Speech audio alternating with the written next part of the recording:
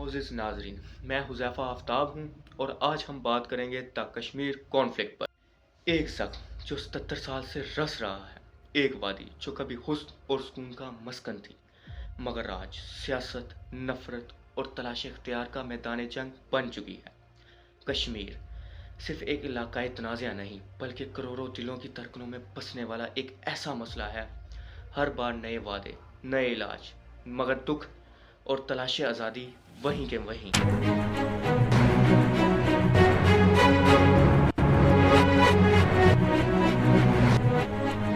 मसला कश्मीर का आगाज़ होता है दो ममलिकतों के आज़ाद होने से, यानी जब ब्रिटिश राज का दौर ख़त्म हुआ, उस वक्त दुनिया के नक्शे पर दो नई कौमें आबाद हुईं, यानी हिंदुस्तान और पाकिस्तान।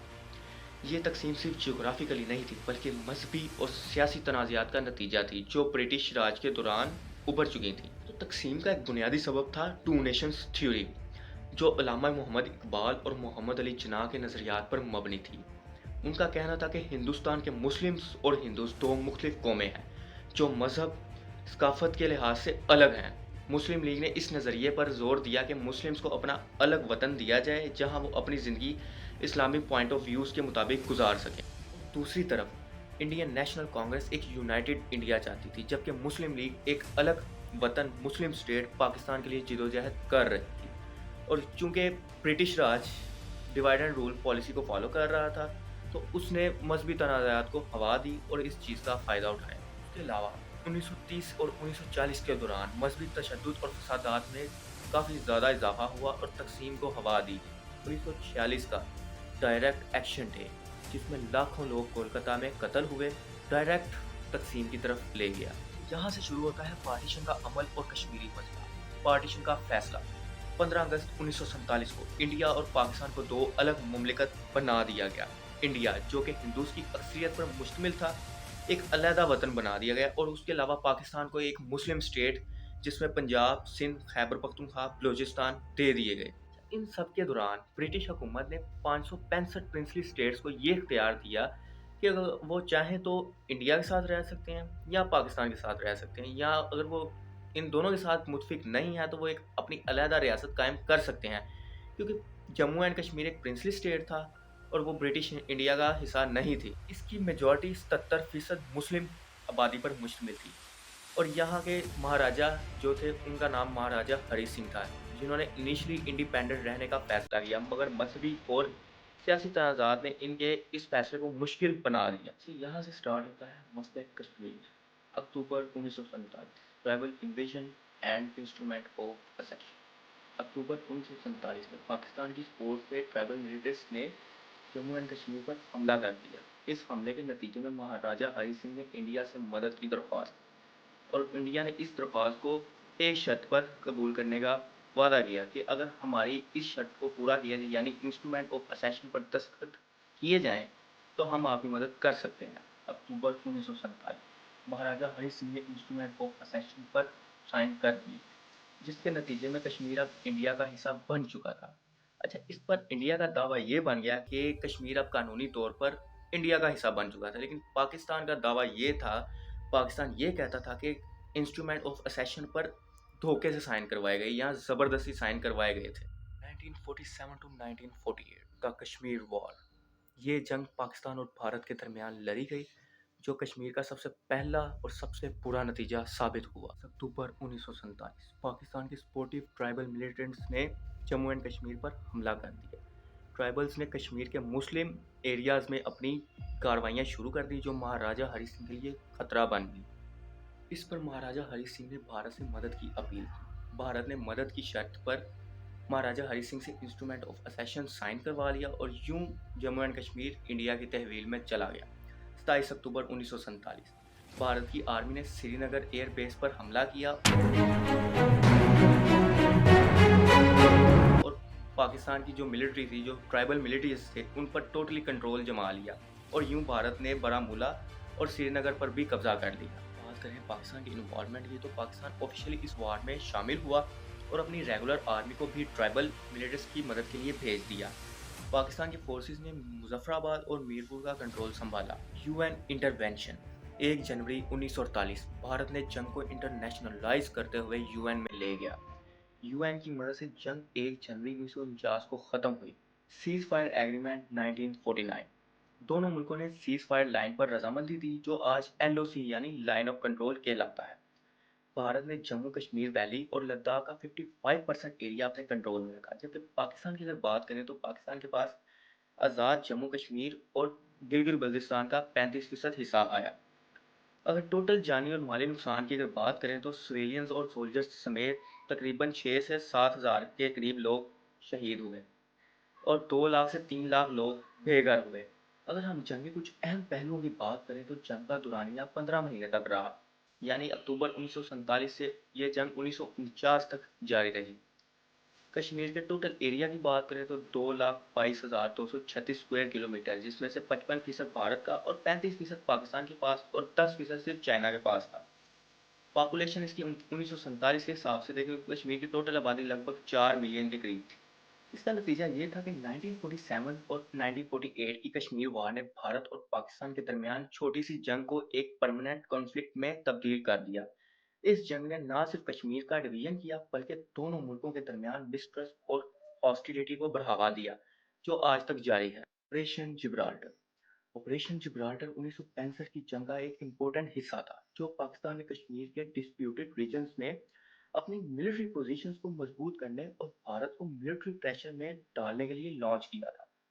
یہ آپریشن 6 اگست 1965 کو شروع ہوا اور اس کا مین ایم کشمیر کی انڈین ایڈمنسٹریشن پریورٹی کو ڈسٹیبلائز کرنا تھا۔ آپریشن جبرالٹر کا جو مین مقصد تھا وہ یہ تھا کہ کشمیر میں بھارت کی ملٹری پریزنس کو چیلنج کرنا۔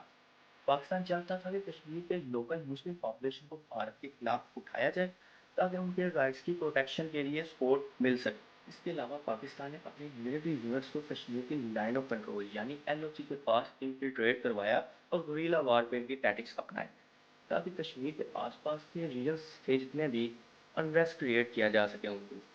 پاکستان نے کشمیر کے جموں اور پونچھ سیکٹرز میں اپنے ٹروپس بھیجے اور گوریلا ٹیکٹکس کا یوز کرتے ہوئے بھارتی فورسز کو کنفیوز کرنے کی یعنی پزل کرنے کی کوشش کی۔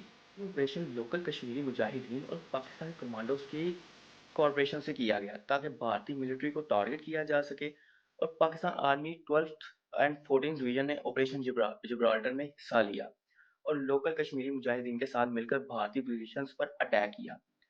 پاکستان کے زرر ٹینک ریجمنٹ نے بھارتی ٹینکس کو ٹارگٹ کرتے ہوئے انہیں سگنیفیکنٹ ڈیمیج کیا۔ دوسری طرف انڈیا نے آپریشن جبرالٹر کے جواب میں 6 ستمبر 1965 کو فل سکیل وار شروع کی اور پاکستان کی ٹیریٹریز میں کاؤنٹر اٹیکس کی۔ بھارت کی ملٹری نے سیالکوٹ اور لاہور سیکٹرز میں پاکستان کی ملٹری پوزیشنز کو ٹارگٹ کیا اور انٹینسو ایریل بامبنگ اور آرٹلری بمبارڈمنٹ کا یوز کیا۔ اچھا، آپریشن جبرالٹر کے آؤٹ کمز کی ہم بات کریں تو آپریشن جبرالٹر کی شروعات میں پاکستان کو انیشیل سکسیس ملی، جس میں پاکستانی فورسز نے جموں اور پونچھ سیکٹرز میں اپنے پوزیشنز مضبوط کی اور بھارت کی ملٹری کو چیلنج کیا۔ پاکستان نے سیالکوٹ سیکٹر میں اپنے فورسز کو انگیج کروایا اور گوریلا ٹیکٹکس کے ذریعے بھارتی پوزیشنز کو ٹارگٹ کیا۔ آپریشن جبرالٹر کے بعد بھارت نے سیالکوٹ اور لاہور سیکٹرز میں اپنی ملٹری اسٹرینتھ دکھائی اور پاکستان کو سگنیفیکنٹ لاسز دی۔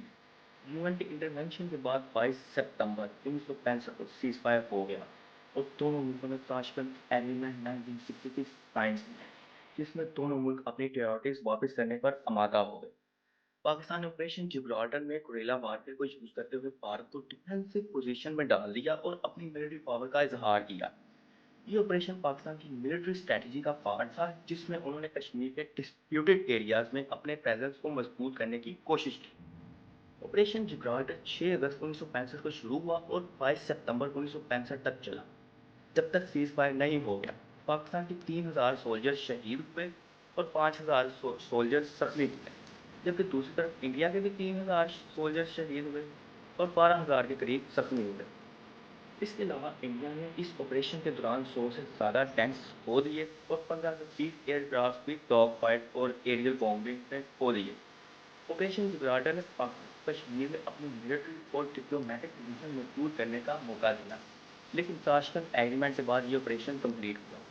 کشمیر کا مسئلہ پھر بھی ان ریزولوڈ رہا اور کشمیر کی فیٹ کے بارے میں کوئی کلیئر ریزولوشن نہیں ملی۔ کارگل وار 1999 کارگل وار جو 1999 میں انڈیا اور پاکستان کے درمیان ہوئی تھی، کشمیر کے ڈسپیوٹڈ ریجنز میں ایک بہت سگنیفیکنٹ کانفلکٹ تھا۔ یہ وار کشمیر کے کارگل ڈسٹرکٹ میں شروع ہوئی اور اس وار نے ساؤتھ ایشیا کے ٹینشنز کو نیوٹرلائز کیا۔ یہ وار آپریشن وجے کے نام سے جانا جاتا ہے، جو انڈیا نے پاکستان کے انلیگل انفلٹریشن کو روکنے کے لیے لانچ کیا تھا۔ کارگل وار کی شروعات 1999 میں جب پاکستان نے کشمیر کے کارگل ڈسٹرکٹس میں اپنے سولجرز اور ملٹنٹس کو لائن آف کنٹرول پار انفلٹریٹ کر دیا۔ پاکستان نے کارگل اور ٹراس کے ایریاز میں اپنی پوزیشن مضبوط کر لی اور پاکستان کی ملٹری نے ہائی آلٹیٹیوڈ پوزیشن سے کنٹرول کیا، جسے انڈیا فورسز کے لیے مشکل بنا دیا گیا۔ یہ ایریا انڈیا کے لیے اسٹریٹجیکلی کریٹیکل تھا کیونکہ یہ ہائی وے جو سری نگر اور لیہ کو کنیکٹ کرتی تھی اس کو بھی ٹارگیٹ کیا گیا۔ اس وار میں پاکستان کی اسٹریٹجی کشمیر کے ڈسپیوٹڈ ریجنز میں اپنی پوزیشن کو سیکیور کرنا تھا تاکہ کشمیر میں انڈیا کے کنٹرول کو چیلنج کیا جا سکے۔ پاکستان آپریشن بدر کے ذریعے کارگل میں آپریشن کی اور اپنی ملٹری کو ان ہائی آلٹیٹیوڈ پوسٹ سے بھیجا جہاں انڈین فورسز نے پوسٹ بنائی تھی۔ دوسری طرف انڈیا نے آپریشن ڈیزل لانچ کر دی جس میں انڈین آرمی نے کارگل اور ٹراس پاکستان کی چیزوں کو کلیئر کرنے کے لیے ماؤنٹین وارفیئر کی ٹیکٹکس اپنائی۔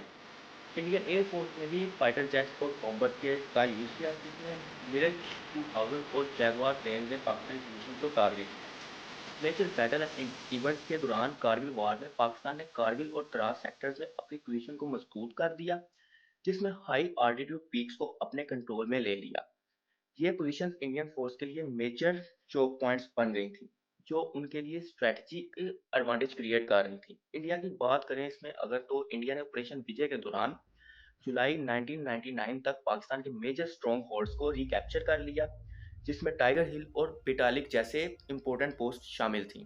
انڈیا نے گراؤنڈ فورسز کو آرٹلری سپورٹ کے ذریعے پاکستان کی پوزیشنز کو کرش کیا اور پاکستان کی انفلٹریشن کو روک دیا۔ ان سب کے نتیجے میں پاکستان آرمی کے 450 سے 600 فوجی جوان شہید ہوئے۔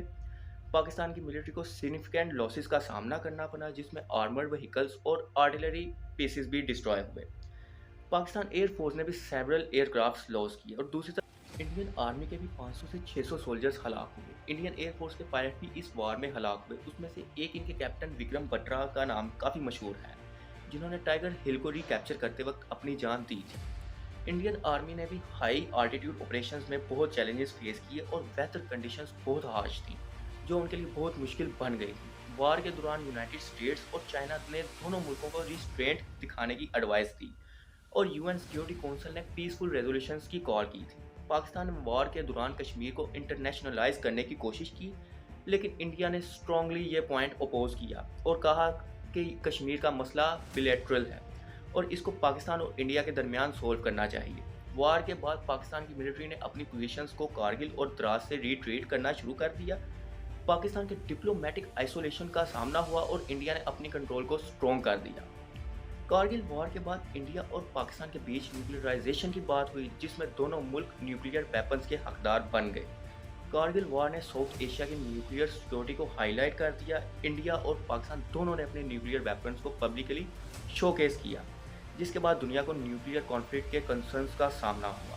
اس جنگ کا دورانیہ تقریباً 3 منتھس رہا یعنی مئی 1999 سے جولائی 1999 تک۔ پاکستان نے 450 سے 600 کے بیچ فوجی جوان، several tanks and aircraft کھو دیے اور انڈیا نے بھی 500 سے 600 soldiers including air force pilots loss کیے۔ کارگل وار 1999 نے انڈیا اور پاکستان کے بیچ کشمیر کے مسئلے کو ملٹری کانفلکٹ تک لے گیا۔ یہ وار صرف ٹیریٹوریل نہیں بلکہ نیوکلیئر رسک کو بھی انوالو کر گئی تھی۔ اس کے بعد انڈیا نے اپنی ملٹری ڈومیننس کو دکھایا جبکہ پاکستان کو انٹرنیشنل کنڈیمنیشن کا سامنا ہوا۔ اس وار نے کشمیر کے فیوچر کو گلوبلی سپوٹ لائٹ میں رکھا اور نیوکلیئر اسکلیشن کے رسک کو بھی سمجھایا۔ 2019 میں آرٹیکل 370 کی ایبروگیشن۔ آرٹیکل 370 کو 5 اگست 2019 کو انڈیا کے پرائم منسٹر نریندر مودی نے ریووک یعنی ختم کر دیا۔ اس موو نے جموں اینڈ کشمیر کی اسپیشل آٹونومس اسٹیٹس کو ختم کر دیا اور یہ کشمیر ڈسپیوٹ کو ایک نئے موڑ پر لے آیا۔ یہ اسٹیپ انڈیا اور پاکستان کے بیچ کافی ٹینشنز کا سبب بنا اور انٹرنیشنل کمیونٹی نے بھی اس پر اپنی کنسرنز اظہار کیے۔ آرٹیکل 370 کیا تھا؟ سب سے پہلے اس کو سمجھتے ہیں۔ آرٹیکل 370 انڈین کانسٹیٹیوشن میں ایک ایسا کلاز تھا جو جموں اور کشمیر کو اسپیشل اسٹیٹس دیتا تھا۔ اس کے تحت جموں اینڈ اور کشمیر کی لاز، کنسٹیٹیوشن اور گورننس اسٹرکچر کو انڈیا کے باقی حصوں سے الگ رکھا گیا تھا۔ کشمیر کے سٹیزنز کو بھی اسپیشل پریولیجز اور رائٹس ملتے تھے جو انڈیا کے دوسرے ریجنز میں نہیں ملتے تھے۔ 5 اگست 2019 آرٹیکل 370 کی revocation. India home minister Amit Shah نے پارلیمنٹ میں آرٹیکل 370 کو ریووک کرنے کی اناؤنسمنٹ کی۔ جموں اور کشمیر کو یونین ٹیریٹری بنا دیا گیا اور لداخ کو بھی ایک سیپریٹ یونین ٹیریٹری بنا دیا گیا۔ آرٹیکل 370 کی ایبروگیشن کے بعد جو چینجز ہوئے وہ یہ تھے کہ جموں اور کشمیر کے اسپیشل اسٹیٹس کا خاتمہ، کشمیر کی سورینٹی اور آٹونومی کا کنسیپٹ ختم ہو گیا۔ انڈیا کانسٹیٹیوشن کی تمام پروویژنز اب جموں اور کشمیر پر اپلائی ہونے لگ گئے تھے۔ دوسرا یہ تھا کہ لینڈ اونرشپ اور لاس۔ آرٹیکل 35A جو جموں اور کشمیر کے سٹیزنز کو لینڈ اور پراپرٹی اونرشپ کا اسپیشل رائٹ دیتا تھا اسے بھی ختم کر دیا گیا۔ اب نان ریزیڈنٹس کو بھی کشمیر میں لینڈ خریدنے کا حق مل گیا تھا۔ اس کے بعد جو تیسرا سب سے بڑا کانسٹیٹیوشنل چینجز وہ یہ تھا کہ انڈیا کے لاز اور کانسٹیٹیوشنز کو پروویژنز جو پہلے کشمیر پر اپلائی نہیں ہوتی تھی ان کو اب کشمیر میں امپلیمنٹ کیا گیا۔ یہ سٹیپ کشمیر کو انڈیا کی مین سٹریم میں لانے کی کوشش تھی جس میں ڈیولپمنٹ اور انٹیگریشن کا فوکس تھا۔ پاکستان نے آرٹیکل 370 کی ریووکیشن کو اللیگل اور انکانسٹیٹیوشنل کہا اور اس کو انٹرنیشنل کمیونٹی میں کشمیر کا ڈسپیوٹڈ اسٹیٹس بدل دینے کی کوشش مانا۔ پاکستان نے اس ڈیسیژن کے بعد ڈپلومیٹک ریلیشنز ڈاؤن گریڈ کر دیے، ٹریڈ سسپینڈ کر دیا اور یونائٹڈ نیشنز میں کشمیر کا مسئلہ اٹھایا۔ انٹرنیشنل کمیونٹی کے ریئیکشن اس پر یہ تھے کہ یونائٹڈ نیشنز اور یورپین یونین نے انڈیا اور پاکستان کو پیسفلی ڈائیلاگ کی طرف انکریج کیا اور کشمیر میں ہیومینیٹیرین سچویشنز پر اپنی کنسرنز کا اظہار کیا۔ چائنا نے بھی جموں اور کشمیر کے ریجنز کو ڈسپیوٹڈ ٹیریٹری کہا اور انڈیا سے اپیل کی کہ وہ اپنی پالیسی کو ریکنسیڈر کرے۔ ملٹری پریزنس اور لاک ڈاؤن۔ آرٹیکل 370 کی ریووکیشن کے بعد انڈین گورنمنٹ نے جموں اور کشمیر میں ملٹری پریزنس کو بہت بڑھایا اور کمیونیکیشن لاک ڈاؤن لگا دیا۔ کرفیو اور ریسٹرکشنز کے ذریعے کشمیر میں موبائلٹی اور انٹرنیٹ ایکسیس کو ریسٹرکٹ کر دیا گیا جس کا ایفیکٹ لوکل پاپولیشن پر پڑا جو انٹرنیشنل آرگنائزیشن کی کرٹیسزم کا سبب بنا۔ آرٹیکل 370 کے ریووکیشن نے جموں اور کشمیر کو انڈیا کا ایک انٹیگرل پارٹ بنا دیا۔ یہ ڈیسیژن نے کشمیر کے ڈسپیوٹ سٹیٹس کو چینج کیا جس کا امپیکٹ پاکستان اور انڈیا کے ریلیشنز پر اور کشمیر کی پیپل پر بہت گہرا تھا۔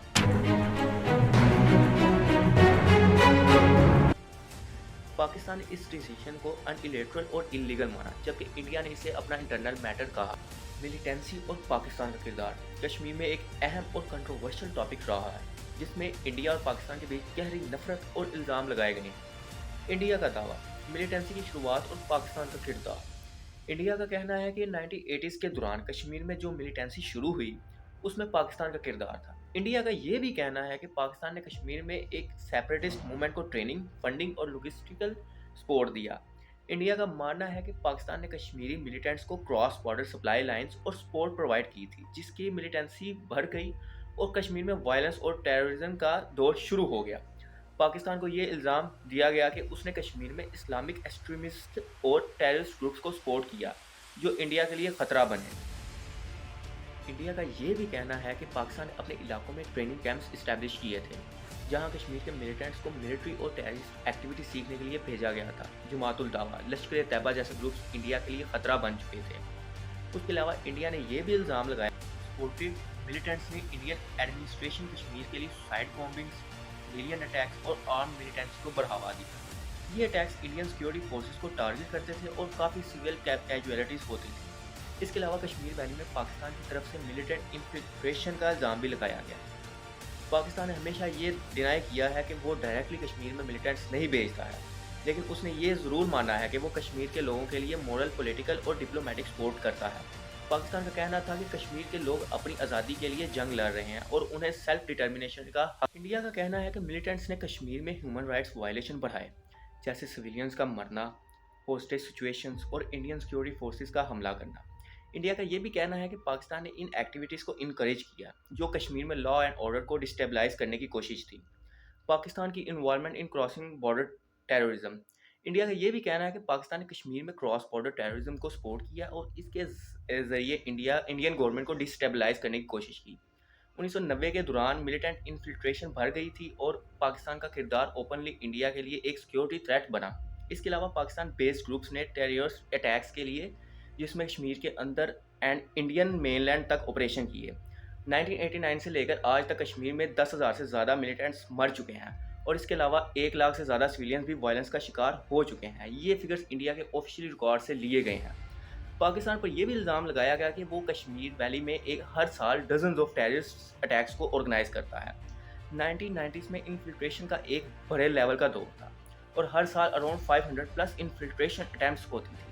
پاکستان نے اپنی ملٹری سپینڈنگز کو کشمیر کانفلکٹ کے حوالے سے سگنیفیکنٹلی انکریز کیا تھا، اسپیشلی 1990s میں جب کشمیر میں ملیٹنسی پیک پر تھی۔ پاکستان کے ڈیفینسو بجٹ کا ایک سسٹینیبل حصہ کشمیر کے مسئلے پر فوکس کرتا تھا۔ انڈیا کا کہنا ہے کہ پاکستان نے کشمیر میں ملیٹنسی کو بڑھانے میں ایکٹیو رول ادا کیا ہے اور اس کے ذریعے انہوں نے انڈین سوورینٹی کو چیلنج کیا ہے۔ یہ نہ صرف کشمیر کے لیے بلکہ پورے ریجن کے لیے بھی خطرناک تھا، جس سے بلیٹرل ریلیشنز اور ریجنل سیکورٹی پر بھی اثر پڑا۔ اس ڈسپیوٹ کو ریزولو کرنے میں پاکستان کے ڈائریکٹ انوالومنٹ اور سپورٹ کو ملیٹنٹس نے کافی آبسٹیکل کریٹ کیا۔ کشمیر میں ہیومن رائٹس وائلیشن ایک بہت ہی سینسٹیو اور کنٹروورشل ٹاپک ہے۔ انڈیا اور پاکستان کے بیچ کشمیر کے حوالے سے جو بھی ٹینشنز رہی ہیں ان کے بیچ ہیومن رائٹ وائلیشن کا بھی کافی گہرا تعلق ہے۔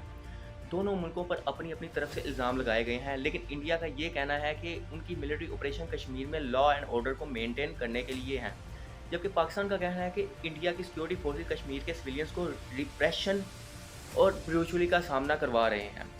انڈیا کا دعویٰ، انڈین فورسز کا کردار۔ انڈیا کا کہنا ہے کہ کشمیر میں جو ملٹری آپریشن ہوئے ہیں وہ ٹیررزم اور ملیٹنسی کو کاؤنٹر کرنے کے لیے کیے گئے ہیں۔ انڈیا کا یہ بھی کہنا ہے کہ انڈین آرم فورسز نے ہیومن رائٹس کا خیال رکھا ہے، لیکن کاؤنٹر انسرجنسی آپریشنز کے دوران کچھ انسیڈنٹس ہوئے ہیں جو ایکسیگریٹڈ کیے گئے ہیں۔ 1989 کے بعد جب ملیٹنسی نے کشمیر میں اپنا رنگ دکھانا شروع کیا تو انڈیا نے کاؤنٹر انسرجنسی آپریشنز کو انٹینسیفائی کیا۔ اس دوران ہنڈریڈز آف سویلینز کو کولیٹرل ڈیمیج کے طور پر مار دیا گیا، جس میں وومن اور چلڈرن بھی شامل تھے۔ انڈیا کا کہنا ہے کہ سویلین کیجویلٹیز اکثر ان انسیڈنٹس میں ہوتی ہیں جہاں ملیٹنٹ سویلین ایریاز میں اپنی ٹائم آؤٹس مناتے ہیں۔ انڈیا نے arm forces special powers act AFSPA کو کشمیر میں لگایا، جو سیکورٹی فورسز کو ایکسٹرا جوڈیشل پاور دیتا ہے، جیسے کہ اریسٹ کرنا، سرچ آپریشن چلانا اور سسپیکٹس کو مارنا۔ یہ لا کافی کنٹروورشل ہے کیونکہ کرٹکس کا کہنا ہے کہ اس کے ذریعے ہیومن رائٹ وائلیشن کو لیگل کور مل سکتا ہے۔ انڈیا پر یہ بھی الزام ہے کہ انہوں نے کشمیر کے سویلینز کو ٹارچر کیا، ان کی فورسڈ ڈس اپیئرنس ہوئی ہیں اور ایکسٹرا جوڈیشل کلنگز بھی کی گئی ہیں۔ انٹرنیشنل ہیومن رائٹس آرگنائزیشن جیسے ایمنیسٹی انٹرنیشنل اور ہیومن رائٹس واچ نے ان ایکٹیویٹیز کی اسٹرانگ کنڈیمنیشن کی ہے۔ انڈین اتھارٹیز نے کشمیر میں اکثر کرفیوز لگائے، فریڈم آف موومنٹ کو ریسٹرکٹ کیا۔ یہ اسٹیپس بھی سویلین رائٹس کو وائلیٹ کرتا ہے اور اس کے ذریعے کشمیر مسلمز کو اپنی ڈیلی ایکٹیویٹیز میں مشکلات کا سامنا کرنا پڑتا ہے۔ انٹرنیٹ شٹ ڈاؤن اور کمیونیکیشن بلیک آؤٹس کو اکثر کیے جاتے ہیں جو فریڈم آف اسپیچ اور فریڈم آف ایکسپریشن کو وائلیٹ کرتے ہیں۔ دوسری طرف پاکستان کا کہنا ہے کہ انڈیا کی ملٹری فورسز کشمیر میں ہیومن رائٹ وائلیشن کا یعنی کہ فل پروموشن کر رہی ہیں اور انڈین آرمی نے کشمیری مسلمز کے ریلیجن اور کلچرل رائٹس کو ٹارگٹ کیا ہے۔ پاکستان کا اس کے علاوہ کہنا ہے کہ انڈیا نے کشمیر میں اسٹیٹ سپانسرڈ ریپریشن کیا ہے اور اس کے علاوہ انٹرنیشنل رپورٹ کے مطابق پاکستان نے ہمیشہ گلوبل فورمز پہ کشمیر کا یعنی کہ مسئلہ اٹھایا اور یونائٹڈ نیشن، ایمنیسٹی انٹرنیشنل اور ہیومن رائٹس واچ نے بھی انڈیا کو کشمیر میں وائلیشنز کے لیے رسپانسبل ٹھہرایا ہے۔ ان کا اس کے علاوہ کہنا ہے کہ جب کشمیر میں ماس پروٹیسٹ ہوئے ہیں تو انڈین فورسز نے ان کو سپریس کرنے کے لیے بروٹل فورس کا استعمال کیا۔ پروٹیسٹرز کو ٹیئر گیس، ربر بلٹس اور لائیو ایمیونیشن کا سامنا کرنا پڑا ہے۔ اس کے علاوہ کشمیر میں ریلیجیس اینڈ کلچرل رائٹس بھی افیکٹ کیے گئے ہیں، جیسے موسک کو بند کرنا یا ریلیجیس گیدرنگز پر ریسٹرکشنز لگانا۔ پاکستان کا کہنا ہے کہ وومنز اور چلڈرنز کو بھی وائلنس کا سامنا کرنا پڑا ہے۔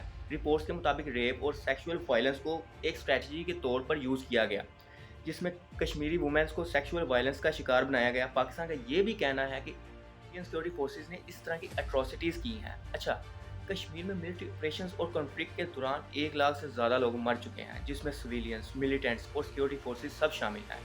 تھاؤزنڈز آف کشمیریز کو پوسٹ ڈس اپیئرنس کا سامنا کرنا پڑا ہے۔ ایمنیسٹی انٹرنیشنل کے مطابق 2000 plus cases of disappearances report کیے گئے ہیں۔ ایمنیسٹی انٹرنیشنل اور ہیومن رائٹس واچ نے انڈین فورسز پر widespread human right violation کا الزام لگایا ہے، جس میں extrajudicial killings, torture, rape اور انفورسڈ ڈس اپیئرنس شامل ہیں۔ 2019 کے بعد جب آرٹیکل 370 کو ایبروگیٹ کیا گیا، کشمیر میں انٹرسٹ شٹ ڈاؤن لگائے گئے، مور دین 50 انٹرنیٹ شٹ ڈاؤنز کیے گئے جو فریڈم آف اسپیچ اور ایکسیس ٹو انفارمیشن کو ڈائریکٹلی افیکٹ کرتے ہیں۔ کشمیر میں ہیومن رائٹ وائلیشن ایک بہت کمپلیکس اور سینسٹیو ایشو ہے۔ انڈیا کا کہنا ہے کہ انہوں نے ملیٹنسی کو کاؤنٹر کرنے کے لیے ملٹری آپریشنز کیے ہیں، لیکن اس دوران سویلین کیجویلٹیز اور وائلیشنز بھی ہوئے ہیں۔ پاکستان نے ہمیشہ انڈیا کو ریپریشن اور بیوٹیل کا الزام لگایا ہے، جو کشمیر کے سویلینز کے لیے فنڈامنٹل رائٹس کو وائلیٹ کرتے ہیں۔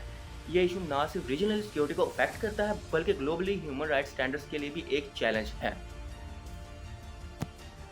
کشمیر کا کانفلکٹ ایک پرانا اور نازک مسئلہ ہے جو بھارت اور پاکستان کے درمیان 1947 سے چلتا آ رہا ہے۔ دونوں ملک اس پر اپنا حق جتاتے ہیں، لیکن اس کا حل اب تک نہیں نکل سکا۔ اس تنازع کی وجہ سے بہت سی جانیں جا چکی ہیں اور آج بھی وہاں ٹینشن برقرار ہیں۔